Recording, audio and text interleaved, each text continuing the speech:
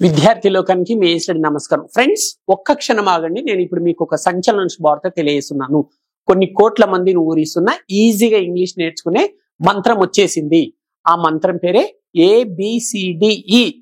ABCD అంటే anybody can dance in English. కలం కాగితం లేకుండా ప్రపంచమంతా ఆశ్చర్యపోయే అత్యద్భుతమైన టెక్నిక్స్ తో కేవలం 7 రోజులలో మీకు ఇంగ్లీష్ నేర్పించే దమ్ము నాకుంది. వారు నేర్చుకునే ధైర్యం నీకుందా? సవాల్కు సై అనే వారికి స్వాగతం తెలియజేస్తున్నాను.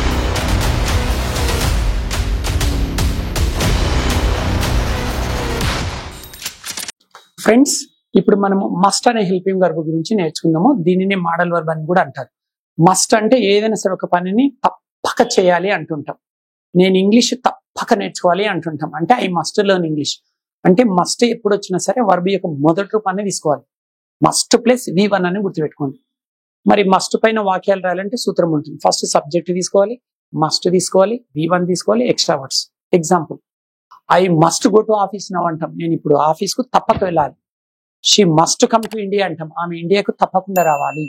యు మస్ట్ లెర్న్ ఇంగ్లీష్ అంటాం. మీరు ఇంగ్లీష్ తప్పక నేర్చుకోవాలి. ఇలా ఏదైనా సరే ఒక పనిని నేను తప్పక చేయాలి అంటుంటాం. ఇటువంటి సందర్భంలో మనం మస్ట్ అనే హెల్పింగ్ వర్బ్ ని వాడుతుంటాం. సో ఇప్పుడు మనము ఈ మస్ట్ అనే హెల్పింగ్ వర్బ్ ని ABCD అనే మంత్రం ద్వారా 5 టేబుల్స్ ద్వారా నేర్చుకుందాం. ముందుగా ఏ టేబుల్లో పాజిటివ్ ఆన్సర్స్ ఎలా చెప్పాలో నేర్చుకుంటారు. సూత్రం చూడండి. Subject plus helping verb plus V1 plus extra words. I must learn English. Example, నేను ఇంగ్లీష్ తప్పక నేర్చుకోవాలి. సబ్జెక్ట్ ప్లేస్ లో ఐ వచ్చింది, హెల్పింగ్ వర్బ్ ప్లేస్ లో మస్ట్ వచ్చింది, V1 ప్లేస్ లో లెర్న్ వచ్చింది, ఎక్స్ట్రా వర్డ్స్ ప్లేస్ లో ఇంగ్లీష్ వచ్చింది. ఐ మస్ట్ లెర్న్ ఇంగ్లీష్ అంటే నేను ఇంగ్లీష్ తప్పక నేర్చుకోవాలి. ఇంకా ఐ ప్లేస్ లో ఏ సబ్జెక్ట్ తీసుకున్నా, వి, యు, దే, హీ, షిట్ ఏది తీసుకున్నా ఇదే ఫార్మాలిటీ, ఇదే frame. We must learn English అంటే మేము ఇంగ్లీష్ తప్పక నేర్చుకోవాలి. యూ మస్ట్ లెర్న్ ఇంగ్లీష్, మీరు ఇంగ్లీష్ తప్పక నేర్చుకోవాలి. దే మస్ట్ లెర్న్ ఇంగ్లీష్, వారు ఇంగ్లీష్ తప్పక నేర్చుకోవాలి. హీ మస్ట్ లెర్న్ ఇంగ్లీష్, అతడు ఇంగ్లీష్ తప్పక నేర్చుకోవాలి.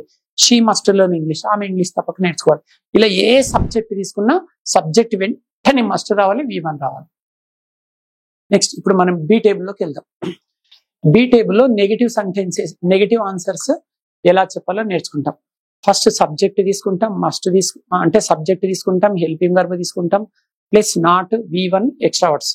సేమ్ పాజిటివ్ టేబుల్లో ఉండే ఫ్రేమే ఇక్కడ తీసుకుంటాము. హెల్పింగ్ వర్బ్ తర్వాత నాట్ వస్తుంది అంతే. ఎగ్జాంపుల్స్ చూడండి. I must not learn English అంటే నేను ఇంగ్లీష్ తప్పకుండా నేర్చుకోకూడదు. నెక్స్ట్ ఐ ప్లేస్ లో ఏ సబ్జెక్ట్ తీసుకున్నా సేమ్ ఇదే ఫ్రేమ్ అనమాట. We must not learn English, మేము ఇంగ్లీష్ తప్పకుండా నేర్చుకోకూడదు. You must not learn English, మీరు ఇంగ్లీష్ తప్పకుండా నేర్చుకోకూడదు. They must not learn English, వారు ఇంగ్లీష్ తప్పకుండా నేర్చుకోకూడదు. He must not learn English, అతడు ఇంగ్లీష్ తప్పకుండా నేర్చుకోకూడదు. She must not learn English, ఆమె ఇంగ్లీష్ తప్పకుండా నేర్చుకోకూడదు. సో వాడుకలు అయితే ఎక్కువగా వాడము మనము. మస్ట్ అనే స్ట్రక్చర్ వచ్చినప్పుడు దీన్ని నెగిటివ్ యూసేజ్ చాలా తక్కువగా ఉంది.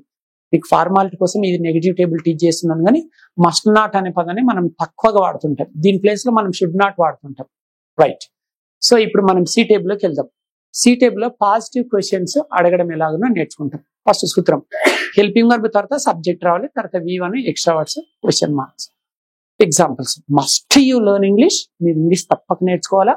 చూడండి, సూత్ర ప్రకారమే మనం వాక్యాన్ని ఫ్రేమ్ చేసాం. ఫస్ట్ హెల్పింగ్ వర్బ్ ఉండాలి కాబట్టి దాని కింద మస్ట్ వచ్చేసింది. సబ్జెక్ట్ ఉండాలి కాబట్టి అక్కడ యూ వచ్చేసింది. V1 ప్లేస్ లో లెర్న్ వచ్చింది, ఎక్స్ట్రా వర్డ్స్ ప్లేస్ లో ఇంగ్లీష్ వచ్చింది. మస్ట్ యూ లెర్న్ ఇంగ్లీష్ అంటే మీరు ఇంగ్లీష్ తప్పక నేర్చుకోవాలా. They must they learn English, వారు ఇంగ్లీష్ తప్పక నేర్చుకోవాలా. He must he learn English, అతడు ఇంగ్లీష్ తప్పక నేర్చుకోవాలా. She must she learn English, ఆమె ఇంగ్లీష్ తప్పక నేర్చుకోవాలా. ఇలా సి టేబుల్ లో మీరు పాజిటివ్ క్వశ్చన్స్ ఎలా అడగాలో నేర్చుకున్నారు. నెక్స్ట్ ఇప్పుడు డి టేబుల్లో నెగిటివ్ క్వశ్చన్స్ ఎలా అడగాలో నేర్చుకుంటారు ఫ్రెండ్స్. సో చూడండి, సూత్రం సేమ్ పాజిటివ్ టేబుల్లో ఉండే సి టేబుల్లో ఉండే ఫ్రేమే ఇక్కడికి వచ్చేసింది. సూత్రం అదే ఇందాక నేర్చుకున్నారు కదా. First helping verb, subject, V1, extra words. కాకపోతే హెల్పింగ్ వర్బ్ కు నాట్ వస్తుంది అనమాట, నెగిటివ్ క్వశ్చన్స్ కాబట్టి. హెల్పింగ్ వర్బ్ తర్వాత నాట్, తర్వాత subject, V1, extra words, question mark. Example, must not you learn English, మీరు ఇంగ్లీష్ తప్పకుండా నేర్చుకోకూడదా. ఇది కూడా ఎక్కువగా వాడుకలో లేదు, కాకపోతే మనం ఇక్కడ చెప్పేస్తున్నాం. Must not they learn English, వారు ఇంగ్లీష్ తప్పకుండా నేర్చుకోకూడదా. Must not he learn English, అతడు ఇంగ్లీష్ తప్పకుండా నేర్చుకోకూడదా.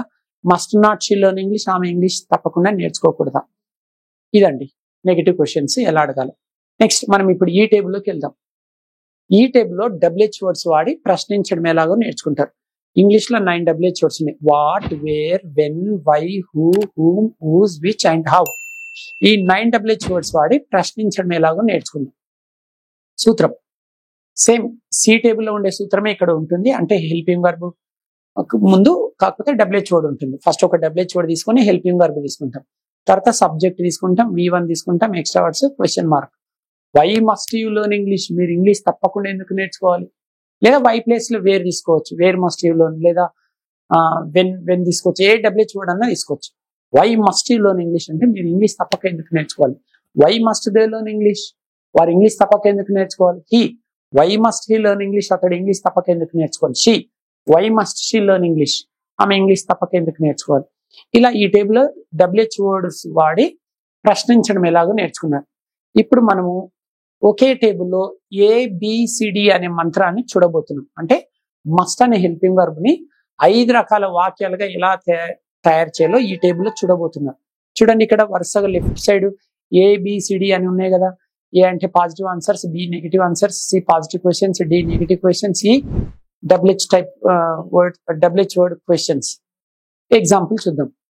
యూ మస్ట్ లెర్న్ ఇంగ్లీష్, మీరు ఇంగ్లీష్ తప్పక నేర్చుకోవాలి. B, you must not learn English, మీరు ఇంగ్లీష్ తప్పకుండా నేర్చుకోకూడదు. C, must you learn English, మీరు ఇంగ్లీష్ తప్పక నేర్చుకోవాలా. D, must not you learn English, మీరు ఇంగ్లీష్ తప్పకుండా నేర్చుకోకూడదా. E, why must you learn English, మీరు ఇంగ్లీష్ ఎందుకు తప్పకుండా నేర్చుకోవాలి. సో ఫ్రెండ్స్, ఇప్పుడు మీకు మస్ట్ పైన ఒక 5 తెలుగు వాక్యాలు ఇస్తాను. వాటిని మీరు ఇంగ్లీష్ లోకి ట్రాన్స్లేషన్ చేయండి. ట్రాన్స్లేషన్ చేసి కామెంట్ బాక్స్ లో పోస్ట్ చేయండి.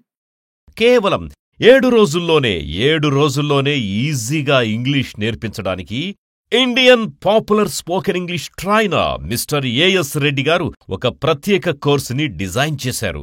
అత్యంత ప్రతిష్టాత్మకంగా తీసుకున్న ఈ శిక్షణ ప్రతిరోజు ఉదయం 7 గంటలకు ప్రారంభమై రాత్రి 7 గంటల వరకు, అంటే రోజు 10 గంటల చొప్పున వారం రోజుల పాటు ఒక మహాయజ్ఞంలా నిర్వహించబడుతుంది. మరిన్ని వివరాలకు సంప్రదించండి. AS Reddy's spoken English, Ameerpet, Hyderabad. Cell number 9989379269.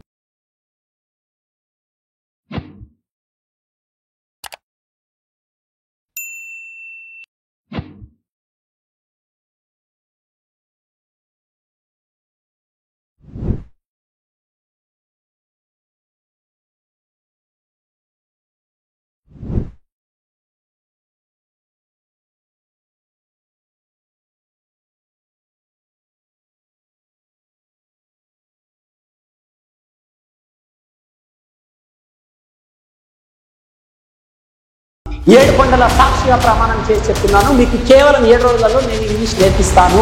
విద్యార్థి లోకానికి వేసడి నమస్కారం. ఫ్రెండ్స్, మీకు సంచలన శుభవార్త. ప్రపంచవ్యాప్తంగా కొన్ని కోట్ల మందిని ఊరిస్తున్న కేవలం 7 రోజులలో ఇంగ్లీష్ నేర్చుకునే టెక్నిక్ వచ్చేసింది. కలం కాగితం లేకుండా ప్రపంచమంతా ఆశ్చర్యపోయే అత్యద్భుతమైన టెక్నిక్స్తో కేవలం 7 రోజులలో మీకు ఇంగ్లీష్ నేర్పించే దమ్ము నాకుంది. వారు నేర్చుకునే ధైర్యం నీకుందా? సవాల్కు సాయి అనే వారికి స్వాగతం తెలియజేస్తున్నాను. ప్రతిరోజు ఉదయం 7 గంటల నుండి రాత్రి 7 గంటల వరకు రోజు 10 గంటల చొప్పున వరుసగా 7 రోజుల పాటు ఒక మహాయజ్ఞంలా నిర్వహించబడి ఈ శిక్షణ కార్యక్రమానికి అత్యంత కసి, పట్టుదల, ఉరకలే ఉత్సాహం గల వారికి స్వాగతం తెలియజేస్తున్నాను. ఈ ప్రపంచంలో అత్యంత పవిత్రమైన గ్రంథాలైన బైబిల్, భగవద్గీత మరియు ఖురాన్ల సాక్షిగా ప్రమాణం చేసి చెప్తున్నాను, మీకు కేవలం 7 రోజులలో ఇంగ్లీష్ నేర్పిస్తాను.